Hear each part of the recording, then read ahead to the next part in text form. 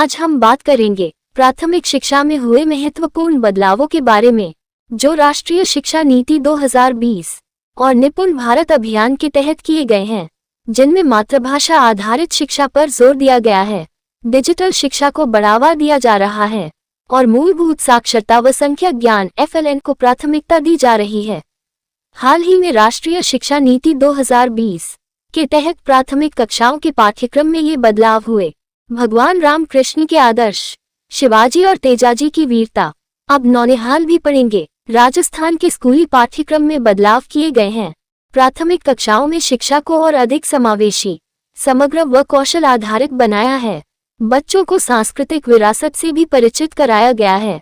इसके तहत प्राथमिक स्तर की नई हिंदी पाठ्यपुस्तकों में भगवान राम, भगवान कृष्ण, वीर तेजाजी और छत्रपति शिवाजी जैसे आदर्श और प्रेरणादायक व्यक्तित्वों की जीवनी शामिल की गई है। पाठ्यक्रम में ये भाग विरासत से जोड़ा है। बच्चों को सांस्कृतिक विरासत से भी जोड़ना है। श्वेता फगेडिया, निदेशक, RSCERT बताती है, संस्कृति और कौशल से जुड़ेगा बचपन। विशेषज्ञों का मानना है कि भगवान राम और भगवान कृष्ण की कथाएं सदियों से भारतीय संस्कृति में आदर्श के रूप में स्थापित हैं। ये बच्चों को सदाचार, साहस और दयालुता की शिक्षा देंगी। इसी प्रकार राजस्थान के लोक देवता वीर तेजाजी और महाराजा छत्रपति शिवाजी, जिनकी वीरता और प्रबंधन कौशल विश्व प्रसिद्ध हैं, इनका समावेश बच्चों में वीरता और नेतृत्व के गुणों को जागृत करेगा। ये बच्चों में राष्ट्रीयता, वीरता और नैतिक मूल्यों की समझ को बढ़ावा देने के लिए की गई है। विद्यार्थियों को उनकी जड़ों से जोड़ने के लिए यह नवाचार किया गया है।